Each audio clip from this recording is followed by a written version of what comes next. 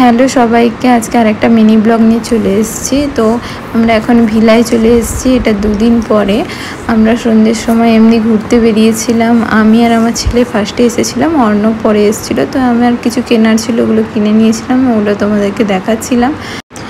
আর Gogol এখানে chocolate খাচ্ছিল, আর আমি তোমাদের এটিমাটা দেখাচ্ছি। এটা আমাদের ক্যাম্পাসের মধ্যেই। তো গোগল এখানে চকলেট খাচ্ছিল। ও যখন আমি জিনিস কিনছিলাম, ও একটা চকলেট উঠিয়ে এনেছিল। তো ওখানকারই একজন লোক, ওই দোকানেরই একজন লোক ওকে দেয় একটা চকলেট।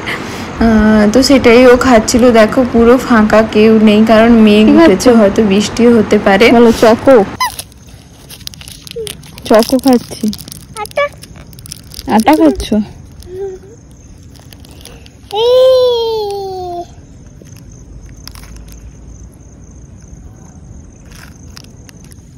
বাবা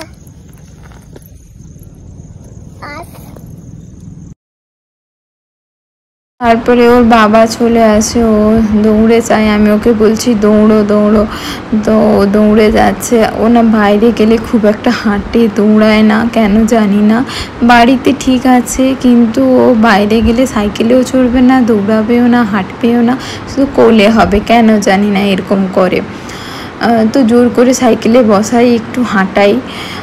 আর ওর বাবা ওর সাথে একটু খেলা করছিল। তারপরে আমরা একটু হাঁটতে যাবো, একটু হেঁটে নিব।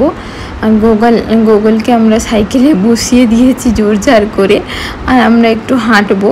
কিন্তু ফেরার সময় বৃষ্টি চলে আসে, তো তাড়াতাড়ি চলে যেতে হয়, তাই আর আমি ভিডিও করিনি তখন। আর তো বাড়ি গিয়ে আমি তড়কা রান্না করছিলাম। তারপর তড়কা রান্না করে গোগলের জন্য রুটি দুধ দিয়ে গুলিয়ে তারপর আমি ওকে খাওয়াতে বসাই।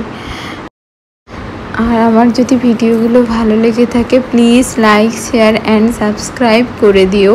এটা গোগলের দুধ রুটি। আর গোগল এখানে বসে টিভি দেখছিল। তো আমি বলছি টাটা কর, বাই কর, কিন্তু কোনো মতেই করবে না। তো ওকে জোর করছি, লাস্টে একটু করেই সে ঘুরে পড়বে। তো আজকের ব্লগটা এইটুকুই, আর তোমাদের সবাইকে বাই।